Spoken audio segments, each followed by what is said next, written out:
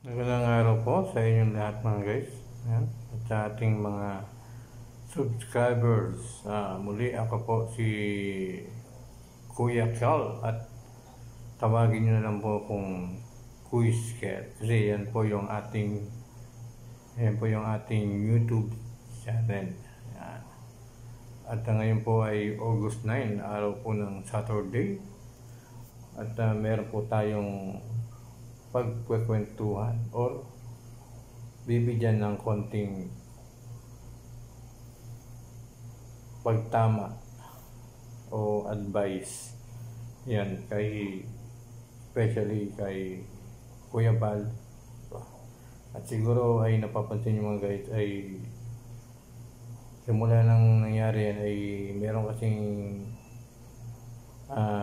pagkakaroon ng issue yan kay Kuya Val at kay Kalingap Rab at kay Makagago. Yan. Sa akin mga guys, para sa akin ay wala po tayong kinakampihan dito. Wala tayong kinakampihan. Ang pinag-uusapan natin dito, ang talagang focus ko rito yung mga maling ginagawa, di ba? Tayo po kasi mga guys ay tumitingin ako sa mga maling ginagawa, no? Mga maling ginagawa. Kahit ako ay isang Kristiyano na mananampalataya sa Diyos. Pero ako yung taong ayaw ko na may nakikita akong mali, yan, pagkakamali ng isang tao, diba? Lalo na kung ikaw ay isang Kristiyano o mananampalataya.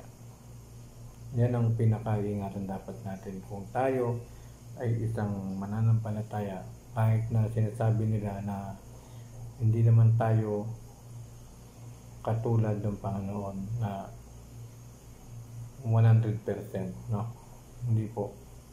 Huwag po tayong ganun. Kasi habang nandito po tayo dapat sa lupa, habang nandito sa ibabaw ng lupa, at nabubuhay tayo, ay dapat gagawa tayo ng kabutihan. Hindi yung puro na lang tayo pang-aaway, di ba?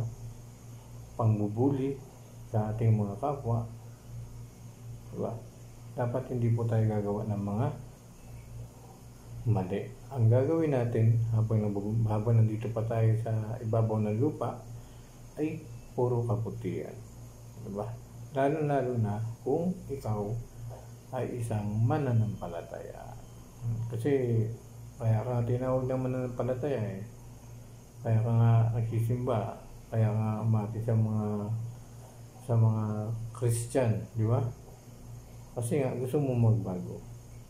Kaya dapat tayo ang unang-unang makikita ng mga tao na kaya tayo nagsisimba, nananampalataya.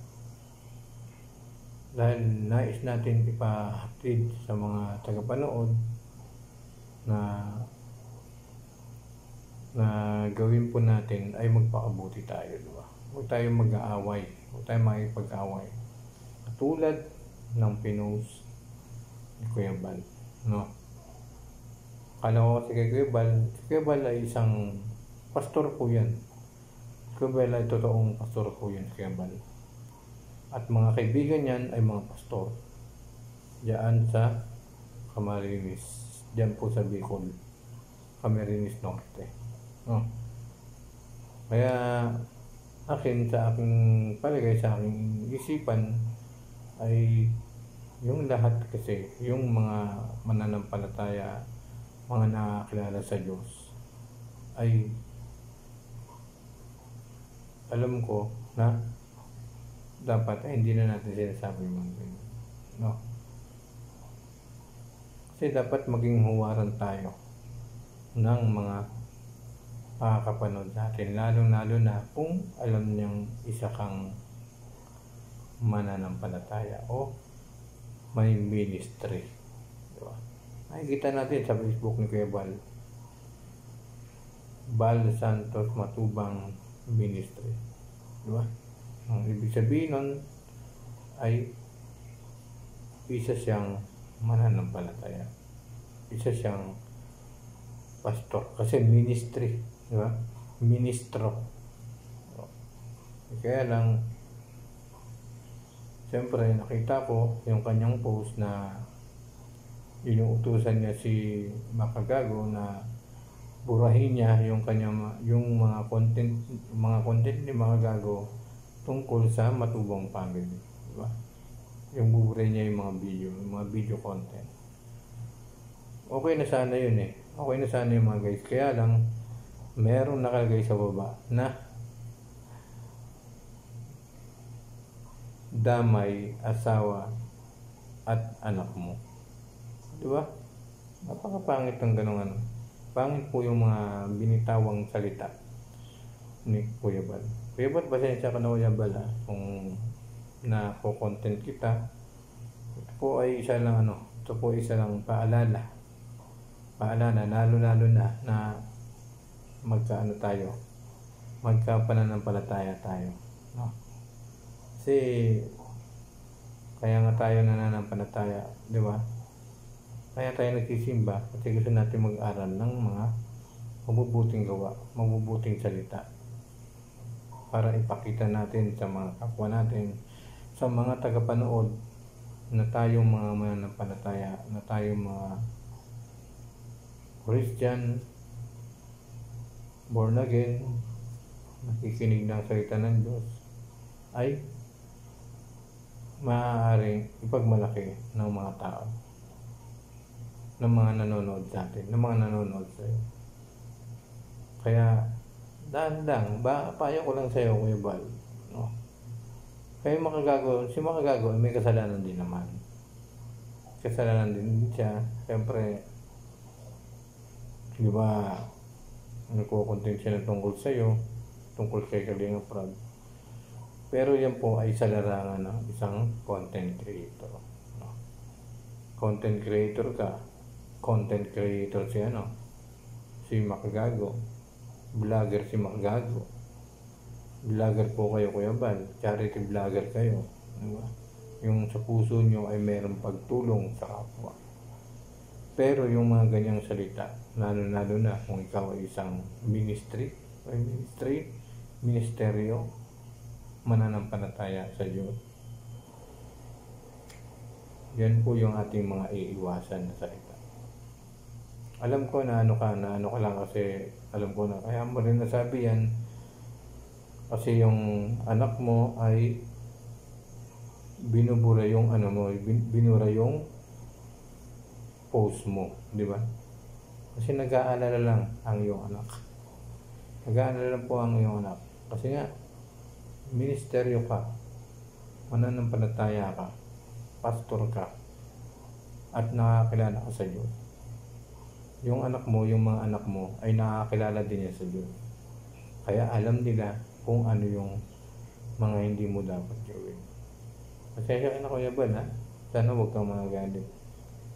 Sana huwag kang magagalit sa akin. Kasi parehas tayong mananampalataya. Parehas tayong may ministry. Parehas tayong naglilingkod sa Diyos. Kaya ako nasabi yan sa'yo, Kuya Bal. Sana ay yung mga salita natin, pag magsasalita tayo, ay mapigilan din natin yung ating mga sinasabi. No? Bago tayo magsalita sa Facebook, magpost sa Facebook, mapigilan po natin. Pag-aralan muna natin. Yan naman po, Kuya Bal. Sana ay ang mga manonood pong itong ating video, meron kayong mapulot na aral tungkol sa aking sinasabi. Lalo na kung ikaw ay isang mananampalataya. Ipakita natin sa mga tagapanood na totoo nga, si Kuya Bal ay isang mananampalataya, ay isang ministeryo, may ministeryo, at nag-aaral ng Biblia. Kasi nakikita ko sa kabaitan. Yan lang po, maraming salamat po. sa inyong lahat. Sana ay may natutunan nga po kayo rito sa ating ginawang pagtatama o advice kay Kuya Bal Santos Matubang. Sana ay pinagdarasal ko, Panginoon, na magkaayos-ayos na po kayong dalawa ni Makagalwa. Para magkaroon na ng pagpapatawad sa bawat isa sa inyong mga puso. At siyempre, dyan din sa mga nanonood, sana ay magkaroon din ng mamulaklak sa inyong mga puso ang pagpapatawad. Maraming salamat po sa inyong lahat.